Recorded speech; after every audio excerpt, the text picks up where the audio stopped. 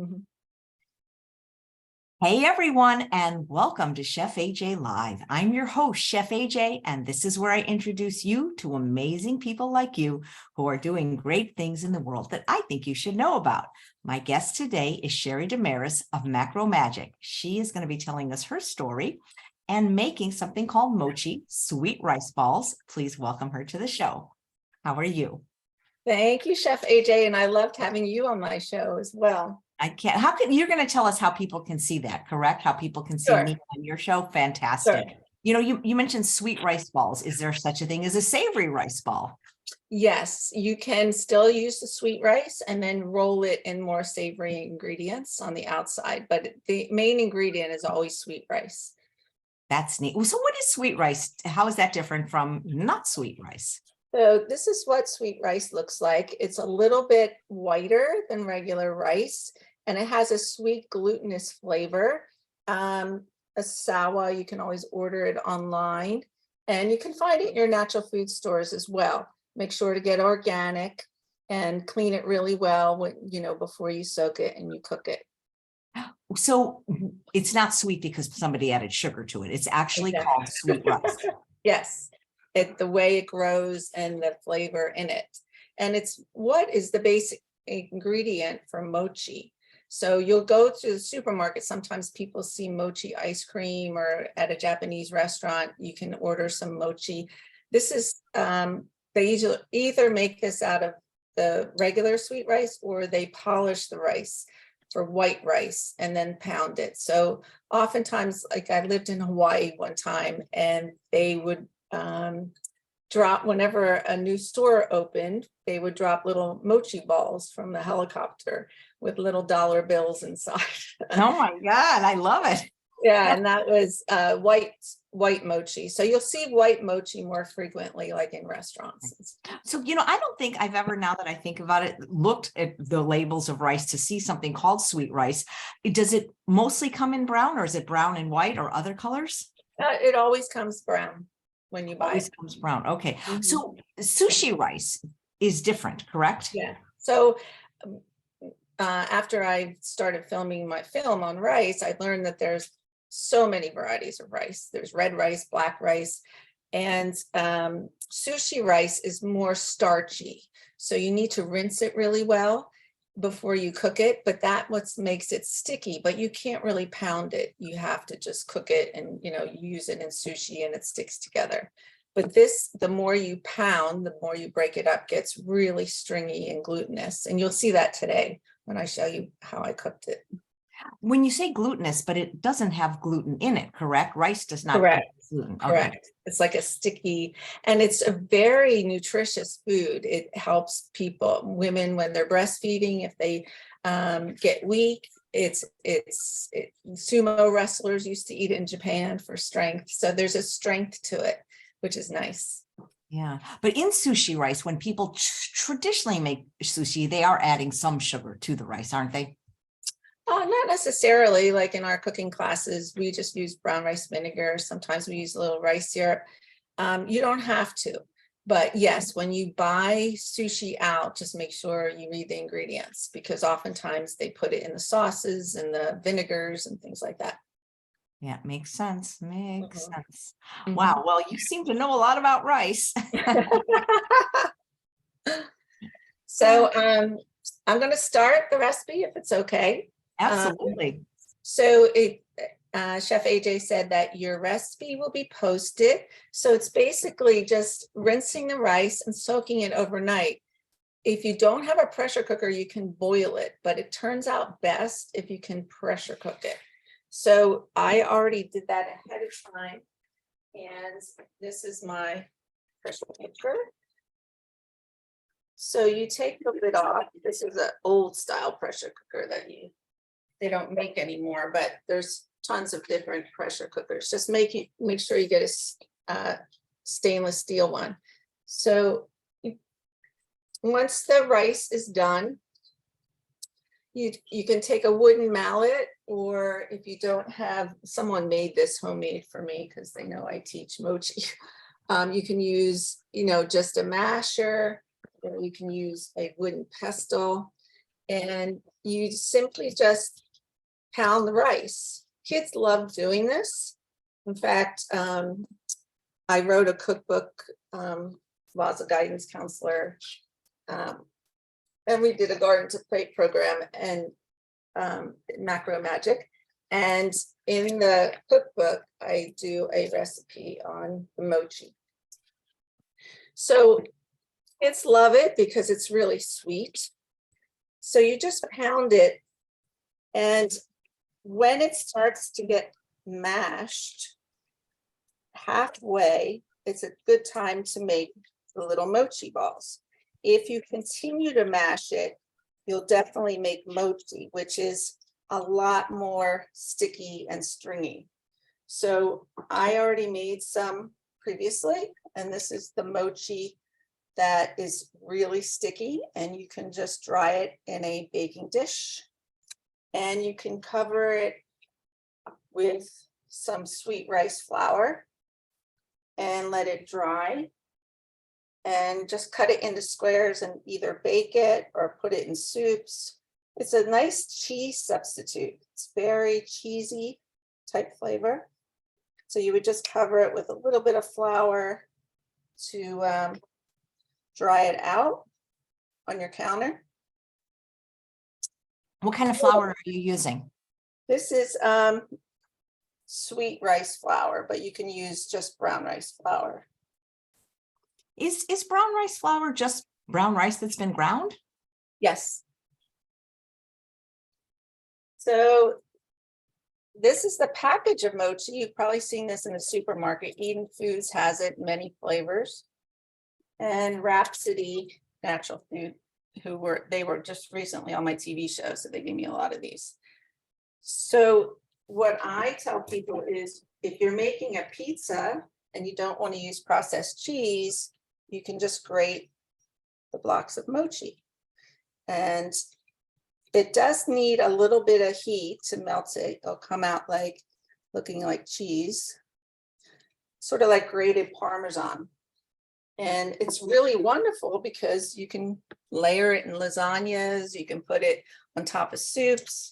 You know, French onion soup we do in one of our classes is really delicious, and it will melt just like cheese. I get Wow. all that. I'm in charge of getting all the products donated for the Holistic Holiday at Sea cruise. So oftentimes, you know, I'll get big pallets of vegan cheese, but I always like mochi as my go-to at home. Where do you teach classes, Sheri?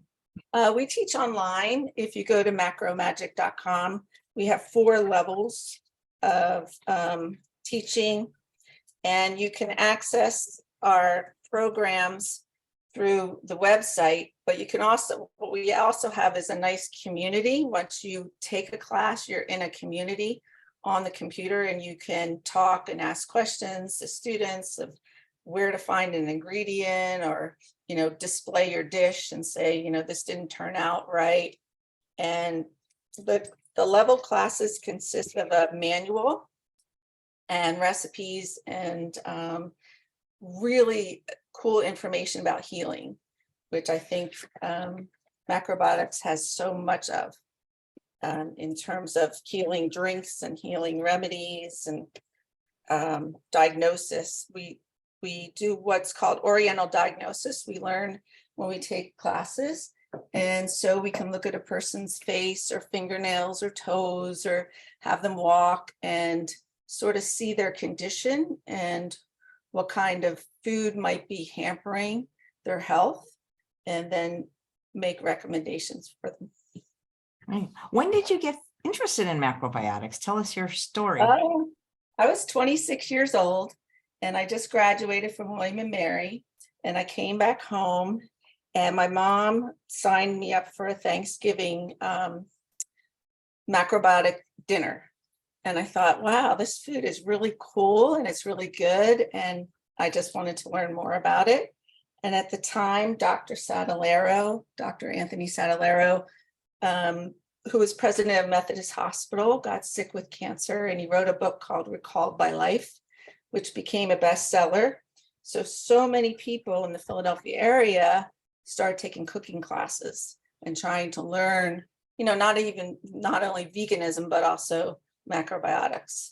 So I went to all the cooking classes, and then I had summers off as a guidance counselor. So I started going to the Kuchi Institute, studied up there. And at the time, Michio Kushi, who started the whole movement in the United States, was my teacher. So I got to spend a lot of time with him. And then also when he traveled and he would give diagnosis, I would scribe. He came to Philadelphia one time for 2 weeks and I did all the scribing. I couldn't lift my hand up anymore. But I learned so much to see, I was fascinated by these people who were recovering from real serious illnesses just from changing their diet. And I remember, AJ, you had shared on my show your experience, with having digestive problems at school. And I've heard, so many stories like that turn around just from changing, the way you eat. Absolutely. Absolutely. Had you heard about the macrobiotic diet before taking that cooking class? And how did your mom know to sign you up for one? Was she into healthy eating or living? Yes, my mom, I have my mom to thank. She was always following Adele Davis, early in the years, and Ram Dass and all these crazy people. My dad was super conservative and my mom was super hippie. And and we were always, reading all sorts of books growing up about diet and nutrition. And it just made a lot of sense to me. I was always an athlete. I played a lot of field hockey and swam and skied a lot. And I always felt better when I ate better. And it just, I don't know, it just made a lot of sense, the whole approach. Nice. Had you heard about veganism growing up even? Yes, we were always more vegan. I remember in grad school, when I joined a food co-op, I started collecting beans. I was a bartender at Chowney's Tavern, and they gave me all those maraschino cherry jars. So I collected all these different kinds of beans in the jars, but I didn't know how to cook them. I just put them on display in my house. So eventually I started learning how to cook and use them. I was a terrible cook in the beginning. I couldn't even boil pasta. Growing up, we were always eating processed foods and things like that. Wow. I went to college at the University of Pennsylvania in 1977. There wasn't a single vegan restaurant there. That's changed, hasn't it? Mm-hmm. Oh, yeah. Rich Landau was on my show. I used to have a show called Tea with Sheri. That was my first show in the local area. And I built a little fireplace, and then I'd have a cup of tea with a famous author or doctor and talk about nutrition. So Rich and I did a show together where he lit a pan on fire and cooked tofu and things like that. And it was so nice to see him come up through the ranks and become so prominent, a chef in our area. That's cool. So Tea with Sheri is still a show though, right? No, Tea with Sheri was my original show. And then both my parents got ill and I cooked for them for 4 years, and I retired as a guidance counselor. So I put everything on hold. And then 4 years ago, after my parents passed, I came back and found a nice studio, TV studio in Cherry Hill. And they do broadcasting to the Roku channel and also online. And so we created a new show called Macro Magic. And then I wrote my cookbook. I synced everything up and did my cooking school. So everything's under Macro Magic now. Got it. When you say Cherry Hill, do you mean Cherry Hill, New Jersey? Mm-hmm. Mm-hmm. Is the penalty box still there? I don't know. I haven't checked that out yet. And the reason I say that first of all, I don't drink. I did try it in college and I found out I was actually allergic to it. I ended up in the hospital. But when I went to University of Pennsylvania, the drinking age in Pennsylvania was 21. So everybody would cross the state lines to New Jersey to go to the penalty box because the drinking age was 18. Yes, I do remember that they crossed the lines. It's pretty funny. So what I'm doing now is just rolling the balls into a little tiny ball, and you can put different things inside of them. These are fresh cooked chestnuts, and I have dried apricots. These are really soft. If they're hard, you can simmer them like a little bit, like I said in the recipe, in apple juice. So you just make a hole in the middle and you wrap the dried apricot around. Like I said, kids love doing this. And you just roll it around and then you drop them in. So I have a bunch of toppings. I have walnuts, chopped walnuts. And I cooked for Steven Seagal for his wife who was pregnant. She loved these because she was pregnant, and you just love mochi when you're pregnant and you're nursing. So I used to make her the apricot filled mochi with the roasted pistachios. That was her favorite. So did he live near you, or did you? He flew me down to Louisiana when they were filming Lawman, and he likes macrobiotic foods. So it's a really funny story. He he would have me make these huge breakfasts, miso soup and cereal and some dried sardines and stuff. And his two bodyguards or assistants came in one day and they wanted a cup of coffee, and I had several assistants working with me, and I guess they got the wrong coffee. They pulled out the grain coffee. And I could see the guys drinking it, and they're going, "Oh, well, this doesn't really taste like coffee, but we'll go with it." Funny. So this one, I'm putting a dried chestnut in, and just dried chestnuts are really fun to use too. We use those, we whip them up to make cake frosting, and you can cook them with beans, and they're super sweet. So the other things I have are toasted sesame seeds, and toasted sesame seeds are so good for bones. They're full of calcium. So these are light sesame seeds, and these are dark sesame seeds. The dark ones have a little bit more iron in them. So you can roll them in the seeds as well, and they come up really beautiful. Or sometimes I mix the seeds, the dark and light. So I will show you what the balls look like when they're done. Well, they look delicious. Yeah, they're really nice. So you asked about savory. You can make them real savory by putting like squash inside, pureed squash inside, or sweet potato, or you can make them real sweet like a dessert. So these are the ones with the seeds. These are the mixed seeds, and these are the dark seeds. Or you can make them with different nut coatings. So we have walnuts, pecans, and pistachios, which are really nice. So really simple. And then, like I said, you can take your leftover and just put some flour on it, let it dry for 2 or 3 days, and cut it and put it in a frying pan, and it will melt like cheese, or in the oven.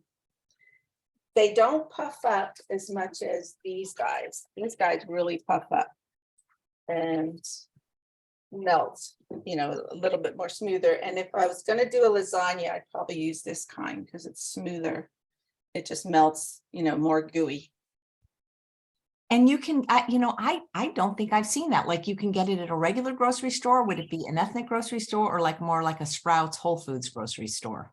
Mom's Market by us is now carrying this, and a lot of health food stores are now carrying Rhapsody. So Rhapsody is a company up in Vermont. They make miso, koji, tempeh. They make some specialty items. Rice milk, I think they make. They're a wonderful company, and I had them on my TV show. And they had gone to Japan for a TV show, and Japan called me and asked to air my show in Japan because they were teaching them how to correctly make natto and miso and things like that. And my brother had married a Japanese girl, and she's like, my relatives just saw you on TV in Japan. So the news travels fast when they're doing some of the, indigenous foods to the Japanese culture. Nice. You want to tell us about your film now? Sure. So in 2005, I was asked to speak at the Veg Fest in Tokyo, Japan. And after I spoke, gave my presentation, they toured me down to the southernmost part of Japan. And I stayed overnight in a Shinto shrine. And the monk there took me to the rice fields. And it was my first time ever seeing rice grow wild in the field. And it was so beautiful. And so I just, put that aside in my memory. And 2 years ago, when I was working with my TV show and, lecturing and teaching cooking, I met Kristen Elwell, who is a farmer in Conway, Massachusetts, who grows rice in the cold climate. And I thought, wouldn't this make a good documentary? Because he's been doing it for 30 years. Most people think rice can't grow in colder climates. And he uses all the old equipment and it's all organic. He also has a huge CSA and organic farm there and grows, millet and sorghum and all these other wonderful grains. And I thought, wouldn't this be beautiful to show the world, like what it looks like? So it's a very poetic type film, but we like to include like a little bit of cooking in it. We also have Colin Campbell and Neil in it talking about the nutrition of rice and plant-based foods. We have the researchers at Cornell talking about soil health, climate change. We also have Jeffrey Reel, who's worked with the Mega Institute, discuss how we can make a difference with climate change, the little things that we can do.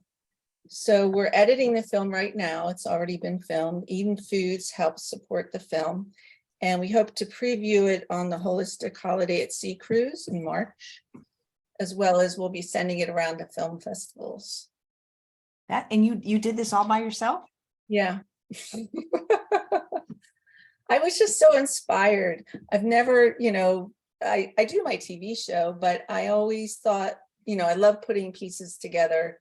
And I just love the creativity of it. So I get involved a lot in the editing, and the music and the color and, putting the story together.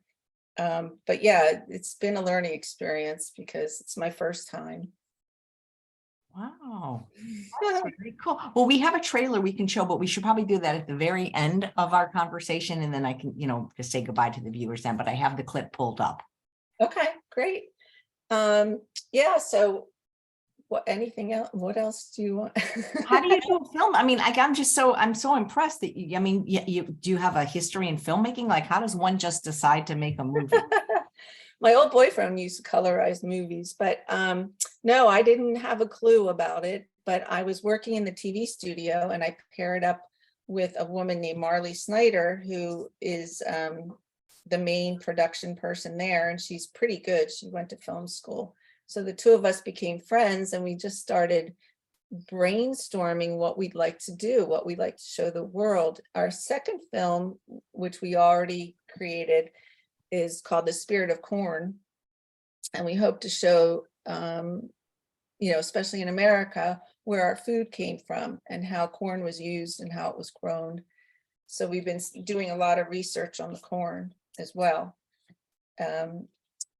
Yeah, but I just love the process. I love the whole film process, and I love all the script writing and the storytelling. And I'm a writer as well, so I feel like it's a great venue to, just share as much information as I can. All right. Well, how about The Spirit of Potatoes? We were going to do The Spirit of Soil, actually, because as we're filming The Spirit of Rice, we are learning so much about soil. Soil is so necessary, good microbiome in the soil is so necessary for our health. It's actually, so important for our immune system. So we're learning more and more about soil. And there's a wonderful farm near me in New Jersey called Blue Moon Acres, which we also filmed at.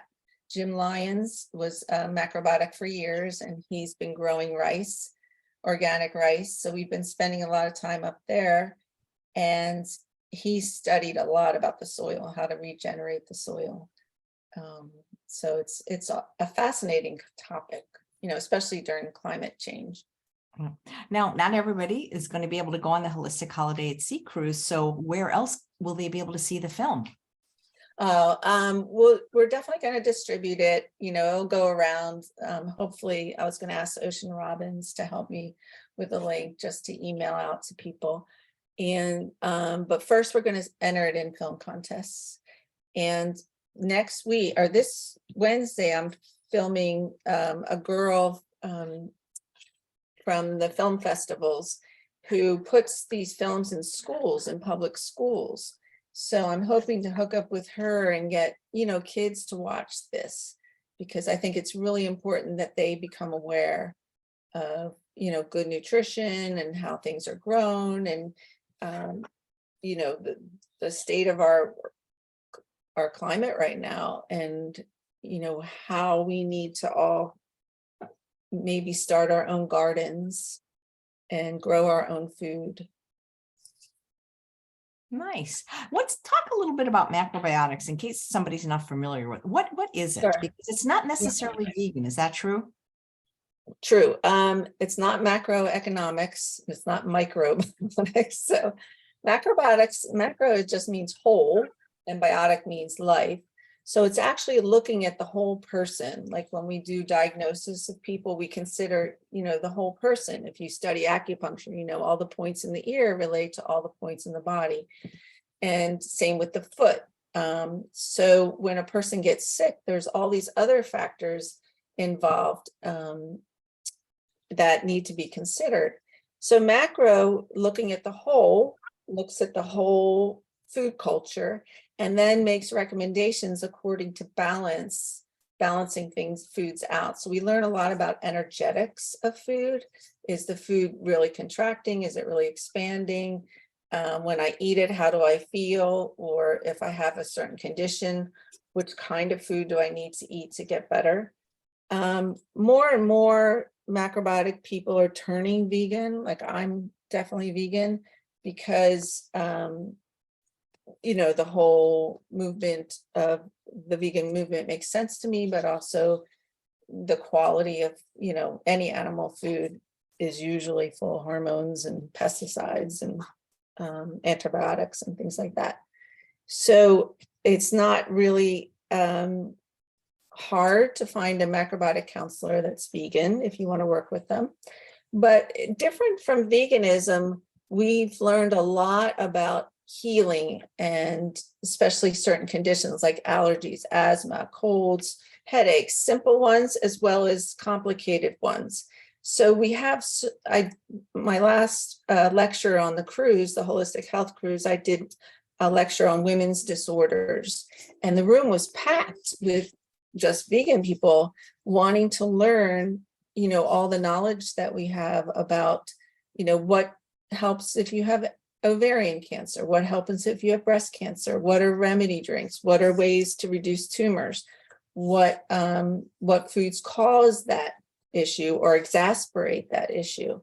So we have a tremendous amount of knowledge in terms of health and healing, and working with the energetics of food, in addition to the nutrition of food. And Colin Campbell was in my lecture, and he's always been such a great supporter of mine. And he said, Sheri, it's so wonderful, that we know all these things, like what does daikon do and what does miso do, and the healing properties of brown rice. So there's so much, the learning is endless. And that's why we've made all the levels in our cooking program, online cooking program, because you can just go on and on and on and learn the meridians of the body and how certain foods affect that, the emotions, what foods affect your emotions, what foods, if you want to be an athlete, are the best foods to eat, things like that. Wow. Well, what do you eat? People are asking, what do you eat in a day? Every guest on the show pretty much gets that question. So in the morning, I usually have like a soft grain cereal, like oatmeal or corn polenta or amaranth or couscous with apple juice. And we always do in macrobiotics, we always do a grain and a green. So I do eat greens in the morning with my oatmeal. I've always gotten slack for it from my family for my whole life. But, I don't know, it just feels really nice to have more of a balance. So like it might be steamed broccoli, it might be Chinese cabbage or bok choy. I was never a coffee drinker, so I don't drink coffee. And then at lunchtime, maybe noodles, fried noodles with a salad. Dinner time, brown rice with, another grain, some beans, some soup, like either miso soup or shoyu soup or sweet potato soup, and then sometimes a dessert made out of fruit or made out of, we use barley malt, rice syrup, and maple syrup in our desserts. Nice. Yeah. So that is very cool. I mean, that sounds like a very healthy diet to me. And I love that you eat greens for breakfast. Well, the other thing is sometimes when I started, it was very hard. I used to eat in my office with the door closed as a guidance counselor, and people would always make fun of me. I wasn't drinking soda. I used to work in the ER in the hospital. A group of doctors gathered around me and told me that I wasn't going to live too long because I didn't eat meat. I was constantly barraged and made fun of. My birthday cakes were like rocks. We had a funny story. They did that makeover story with us on TLC TV show. And at the end, we're supposed to cut the cake together and the knife doesn't go through the cake. And one of my friends yells out, "It's a macro cake." But back in the day, we didn't know how to bake cakes without eggs. They turn out like a brick. So, now we make them really delicious, but back then we didn't really know. So it was always like a cement cake. So I'm known for the girl with the horrible birthday cakes. That's funny. Are you familiar with Chef Eric Lechasseur? Yes, I cooked in his kitchen and went to visit them a lot, and he's a good friend of mine. Yeah, and he's one of the most spectacular macrobiotic chefs, and he was a pastry chef. Yes, when I'm in his kitchen, I get so inspired. My creativity comes flying out because just being around him. And he was on my show. He was on my Tea with Sheri show a long time ago. And Sinai, I'm good friends with. They were good friends of ours in LA. We miss them terribly. We I love them. know. Yeah. So Diana says, are you still in Philly? Yes, I'm outside of Philadelphia in the Devon area. So it's about 45 minutes outside. I have I can't carry the computer, but I have a beautiful four raised bed garden in the backyard. And I grow vegetables all year long. Right now there's kale, there's tomatoes, there's bok choy, there's carrots. And it's just so wonderful to pick out the vegetables out of your garden and then cook them right away. It just gives you so much more energy, and you realize how fresh you can have vegetables and not, haven't been on shelves for weeks drying out. Yeah. Jesse says, can you ask Sheri to describe the difference between macrobiotic and whole food plant exclusive? You kind of did, but. So what I explained before is macro we really study energy, which is a whole different venue. Like we just finished our level 1 students, and they said, they all wrote in saying it was amazing. They never really looked at food like this before, because we do cover the nutritional part, how much plants have protein, especially. But then we move into what's the energy of a carrot? What's the energy of a cabbage? And when you cook, what kind of energy, like steaming is different. And I cover that in my cookbook too. Steaming is definitely different from blanching. And what kind of energy does steaming produce? And what kind of energy does blanching produce? So not only knowing the energetics of food, but also the energetics of cooking styles. Baking's very drying. and you keep it in the oven for a long time, which is good in the winter months. But in the summer months, when it's super hot out, you want more water in your food, more refreshing. You don't want it on the stove for hours and hours, because the longer you have it on the heat of the stove, the more heat is generated in your body. So things like that, little amazing tips.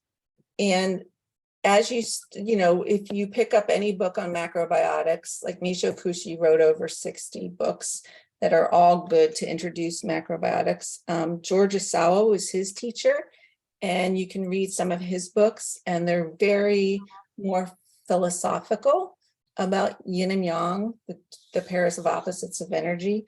And then there's so many great macrobiotic chefs like Eric out there.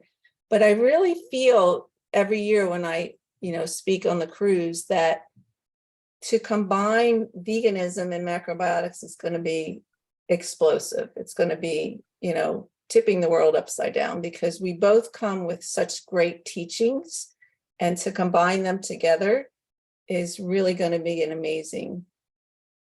Maybe they should call it macro vegan. Actually, I think Bill Tara and his wife call their website macro vegan. So yeah. Nice. Lucy says, does Sheri work with clients to help prescribe food solutions for diseases? Yes. So if you go on my website, Macro Magic, you can go down to see all the services, and I do cooking consultations. So if you come to me and wanting one, I send you out medical forms to complete and your history, and then have you describe what you're presently eating. And it usually matches up perfectly. Like in my mind, I can figure it out. Actually, I can figure it out before you even fill out the form, but you can learn how I see that, how it correlates. So there's definitely a correlation there. Nice. Somebody who's also named Sheri is, because you're not asking yourself questions, is asking, I just saw it, if you can suggest any vegan macrobiotic books or resources. Abilene Kushi's cookbook is sort of the dictionary and the go-to. That's a good. My cookbook is good, Macro Magic. Denny Waxman wrote a book recently, which is really great, has great recipes. And I forgot to mention that my cooking school, I teach with Patricio Garcia de Paredes, and he was worked closely with Michio Kushi, and together he and I have started a nonprofit school called the Macrobiotic Global Institute, and that's connected to my website, Macro Magic. And that's when we offer the levels, and he's such a great teacher. He's very young. He's like the Michael Jackson of Japan. And he was teaching in person until the pandemic hit, and, having thousands and thousands of followers. So now he's online, which is lucky for me, since we teach together. And he's written some books too. He has a great dessert book out. And Eric's cooking books, Eric and Sinai's, are great cookbooks. Absolutely. Absolutely. Here's a question. It's a great question from Petra. What is the macrobiotic take on using things like oil, sugar, salt, and sugar substitutes? We do use oil and salt. We used to do more deep frying, but we've gradually gone away from that because it's so contracting. And right now the earth is getting more dried out and everyone's getting more pressured. So we don't do that as much. And also the oils we use are only toasted sesame oil, light sesame oil, or olive oil, because they're cold pressed and they don't have any, chemicals or anything in them. And we don't use oil that much. And if you're on a healing diet, sometimes we take you off oil for a while. We do use good quality sea salts. This is my sea salt, and it's called SI salts, and it's really refined. It's almost like sugar. You want to get the whitest sea salt, the lightest tasting sea salt you can. All the gray sea salts create hardness in the body, the Himalayan salts, things like that. So it's good to use really, it shouldn't taste salty. So we do use sea salt, but we always cook it in the food, just like miso and shoyu. Shoyu is just naturally fermented soy sauce, but we don't use a lot, and we use the fermented shoyu and miso for flavor because it's fermented. It's not as salty, it doesn't pull your blood pressure up, but you do need some salt for minerals. We don't use any sugar. I can't tell you how great I feel from not eating sugar for over 40 years. When I used to eat the M&Ms every Sunday on my sofa and write my master's thesis, I felt like horrible. I felt almost suicidal, depressed. And then I moved to carob, and carob was even worse because it's more yin or expanding. And I'd get super depressed when I worked in the health food store eating the carob balls. So you definitely feel different. You feel positive, you feel happy, you feel, if you have a crisis in your life, you can handle it a little better.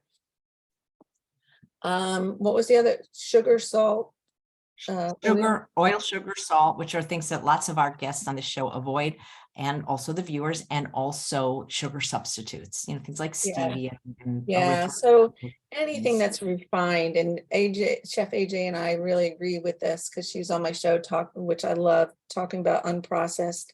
Whenever you process something, your digestive tract, which is one of your major organs that you need to heal to get better, it really plays havoc in your digestion.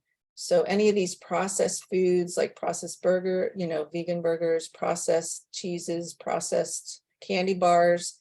And now you have to be super, super careful because a lot of these products companies that I work with for the cruise are getting sold out.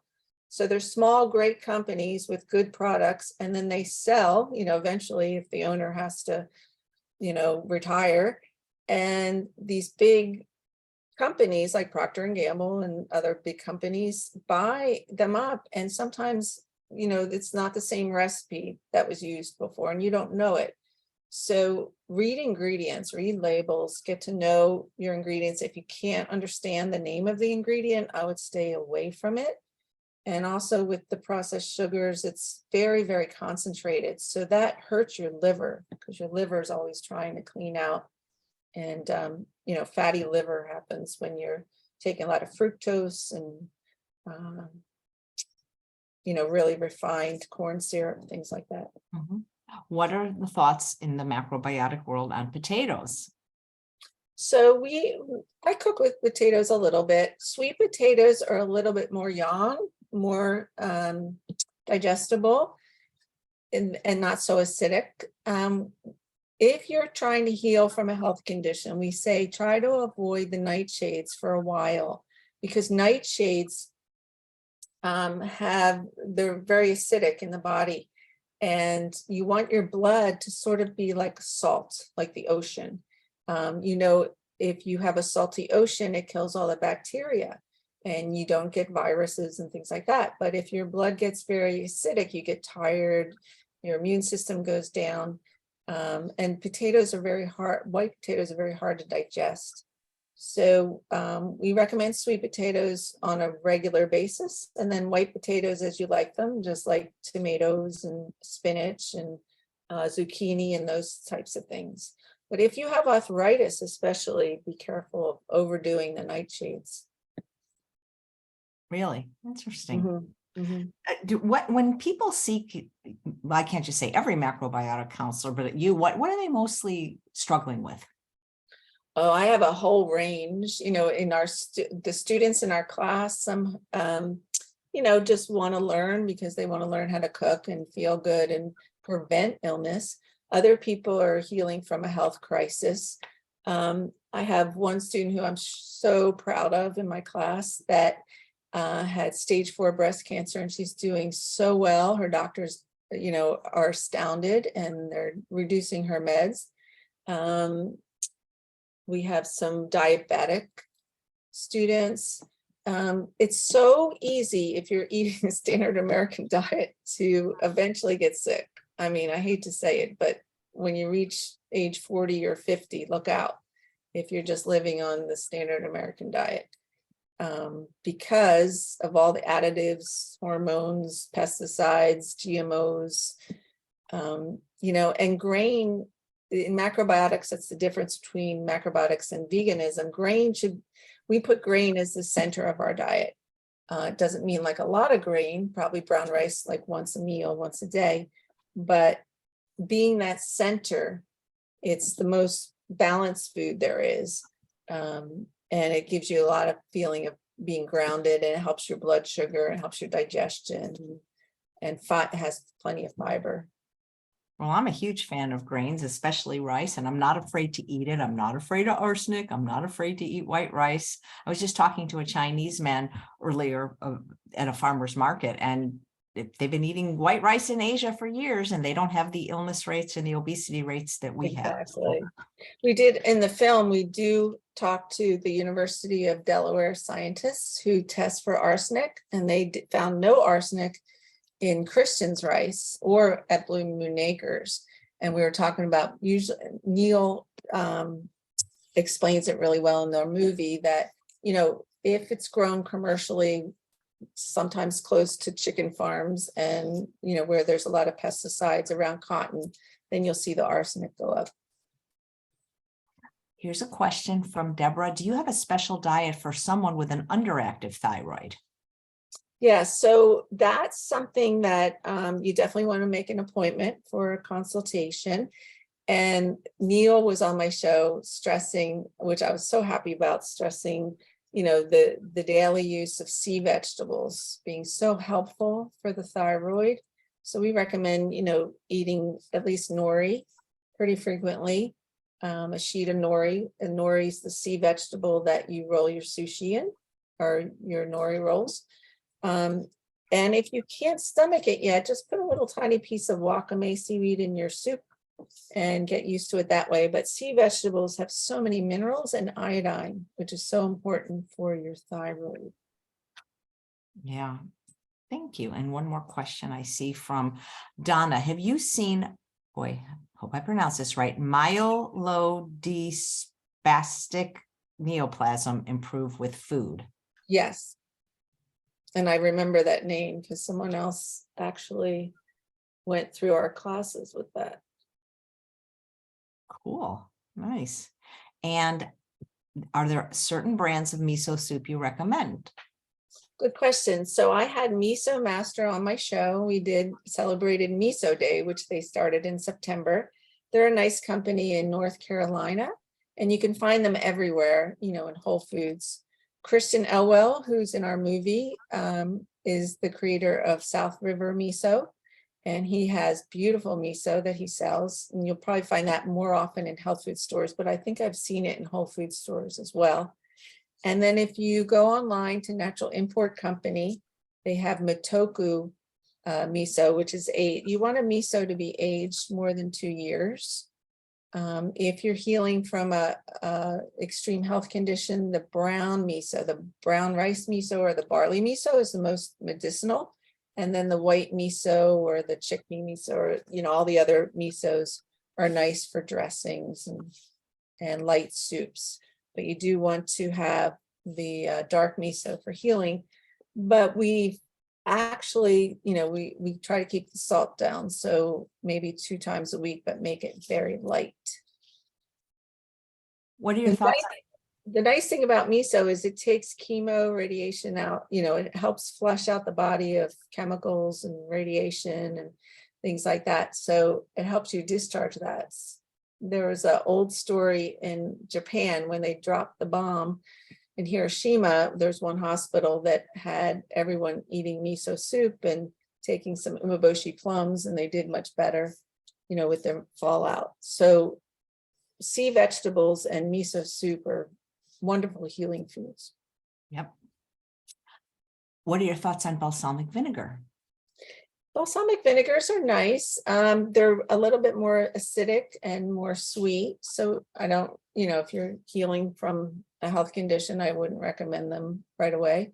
But they're nice to use in dressings and, you know, good quality ones. Well, good, because you're getting 2 free bottles for being on the show, and they are One of the viewers today, Mona, is asking what brand of or what flavor of balsamic vinegar would I recommend for rice? And there's a curry flavor and a teriyaki. So I hope you'll, Wow, I didn't know you had all those flavors. That's really yes, I hope you'll cool. enjoy them. Oh, that's so Absolutely. nice.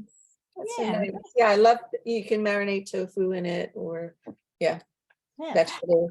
Is there anything you want to mention before we show the trailer about either you or your work, your show, the film? Sure. I wanted to thank everyone for donating towards the movie. We still have a GoFundMe website called Spirit of Rice. If anyone's interested in donating, you'll get your name at the end of the movie. And we have a rice directory for sale that lists, rice farmers and great articles about rice. And that's distributed by Alex Jack of Planetary Health. We also are doing a coffee table book that goes along with the movie, and that will be for sale from Alex as well. And then I wanted to mention on our website, you asked about Tea with Sheri. So now I've turned Tea with Sheri into lectures. So once in a while I'll have Neil or Colin or someone come on a Zoom call. So that's on my newsletter when those are coming up. So if you go to Macro Magic and subscribe, macromagic.com and subscribe, you'll get those newsletters with recipes from my TV show, as well as when I do the Tea with Sheri lectures. So, and also if you're interested in my cookbook, that's on my website, Macro Magic. And then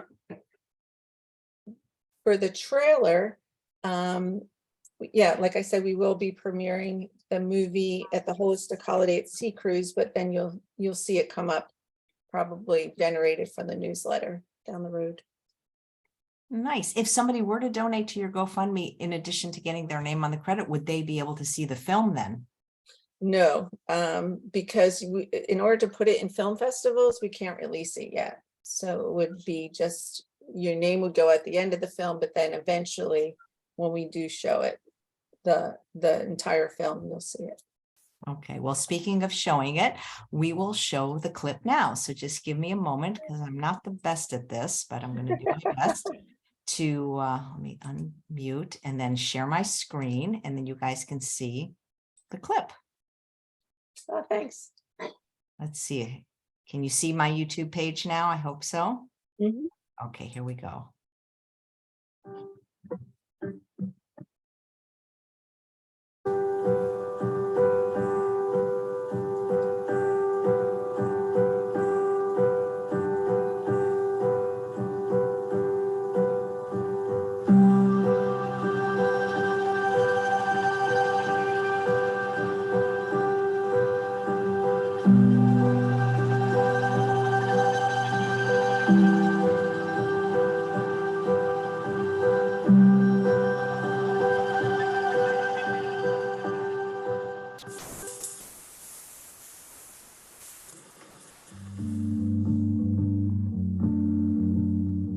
When we have a tiny little seed in front of us, there's an awful lot there in the seed that we don't see with our eyes. And how to tune into that which we don't see, that's where we might begin.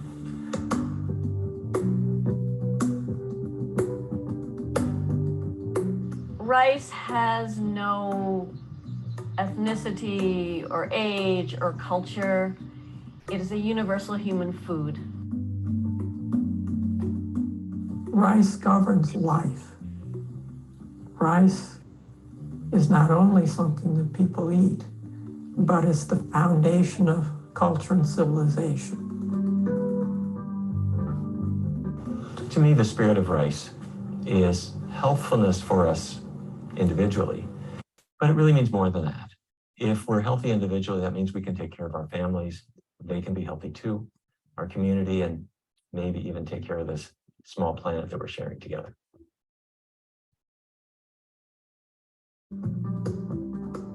When things are going right in the body, that only can happen if we give the right kind of food for the body to use. It has to have access to all these resources, if you will. And so Mother Nature has figured out how to do that.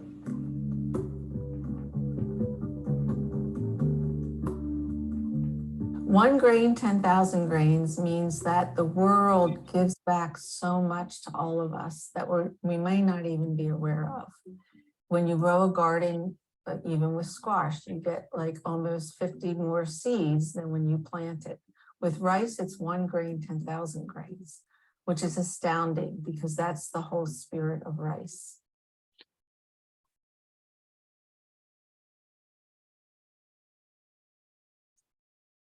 You look really nice in that. Oh, thanks. Out of the farm.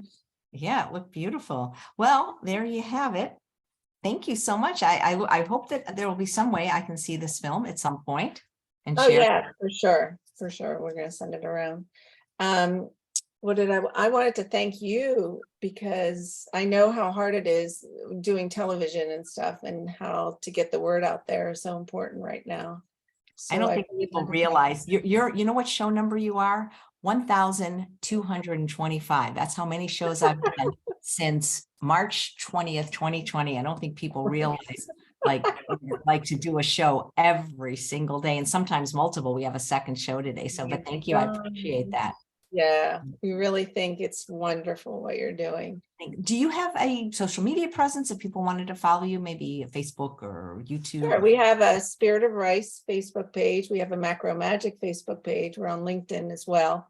And the Macrobiotic Global Institute is on LinkedIn as well. Great. And Well, thanks. Instagram. And how can people watch me on your show? So you were just on TV the other day. So your show loops on the Roku Live. So if you have a Fire Stick and you put it in your TV, to get your channels, you can bring up the Roku channel and add RVN TV Live. And then you'll see all my shows and Chef AJ. But you'll also see her on rvntelevision.com on your computer. Or you can type in my name, Sheri Demaris, into YouTube, and you'll see all the shows there. It's SHERIDEMARIS. Nice. Thank YouTube. you. Yeah. Okay. And it was a great show, by the way. It was really nice. Yeah, it was a lot of fun. I don't know if I have Roku, but I hope I get to see it someday. Mona says she missed the beginning. What was the kind of rice that you were mashing? Oh, okay. So this is sweet rice. It's just organic sweet rice. So when you go to Whole Foods, you'll see the bins, of just regular organic rice. You want sweet rice because when you pound regular rice, it won't become sticky. Great. Thanks, Sheri. Yes, thank you. My pleasure. And thanks all of you for watching another episode of Chef AJ Live. Please come back at 2 p.m. today when we have another fabulous guest. I am going to be trying for the first time not going to be a blind taste test because I'll have my eyes open, but there's a new product that so many of you have ordered already. It's called Read the Ingredients. I'm going to be trying these vegan loaves that don't contain any refined sugar or oil or even flour. And I'm going to be trying, I can't eat chocolate, but I'm going to be trying the carrot cake, the banana, and the apple cinnamon cake on the air. Yeah, let you know how what I think about them. You want them on cruise? Yeah, if you want to recommend them for the cruise, let me know because I'm still getting all the fantastic. products. Well, Yeah. I absolutely will, actually. Okay. So see, this is perfect that I mentioned that. And for some reason you can't watch this afternoon show, please come back 1 hour earlier tomorrow because it's McDougall Monday with Dr. John McDougall and Mary. Take care. Thanks, Sheri. Take care. Nice to see you. Happy Bye-bye. cooking. Bye-bye.